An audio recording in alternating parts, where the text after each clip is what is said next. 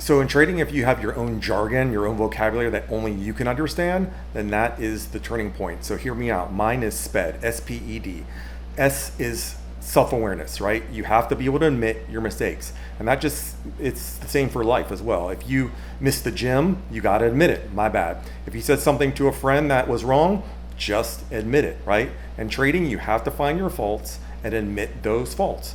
Mine was over trading. I used to trade NQ short, long, and then I had to figure out how to stop that. So that is the first step. You have to be aware, self-aware, and own your mistakes.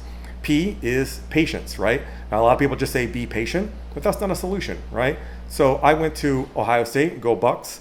After Ohio State, I decided I wanted to play soccer. And I went to a junior college, I tried out, I made it, I sucked.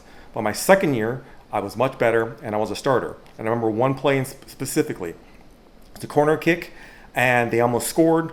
My coach pulled me out and just started yelling at me, saying that I needed to guard him better. And I said, Coach, he faked me out. I thought I had him guarded well. He faked me out. Coach said, you need to guard him better. I said, okay, he faked me out, but how do I guard him better? He said, guard him better. But I said, how? He said, guard him better. 4 times. That was his solution. It's just like saying, be patient. That is not a solution. You have to find ways to be patient. So if you're watching the 1-minute chart or the tick chart, that's so hard to be patient, right? So what I do is I add the 5-minute, I add the 10-minute, and even the 30-minute. So when you see those changing green or red, that is your cue for entry or exit. That's going to make you more patient.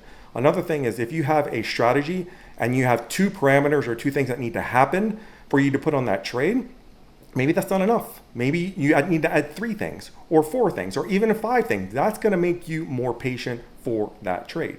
So that is P. Next one is E, emotional awareness, right? So that's really hard. Like when I was trading NQ, I had no idea I was tilted trading short, long, short, long, short, long. So I built the tool, Kai, that tracks this. And you can see right here, my temperature dropped down to 6 and I was aware and I was in tune with what was going on. Today was a hard day with ES and NQ. It was just a slow grind higher. So I was aware of that and I was still able to squeak out money. You can see here. So I track my emotions. And then D is discipline, just like patience. You can't say be disciplined. Doesn't make any sense. So you have to find ways to be disciplined. What does that mean? That means tracking your rules. So once again, here in 66, I choose one rule, a measurable rule. Mine is $500 loss max. I used to have 2 losses max or 5 trades max, whatever it is. It has to be measurable. And then I upload my trades here. You can see I made a little bit of money. And then Kai determines, did I follow my rule or not? She's my boss. So tracking my rules, tracking my behaviors shows that if I'm disciplined or not. So that's my jargon, SPED.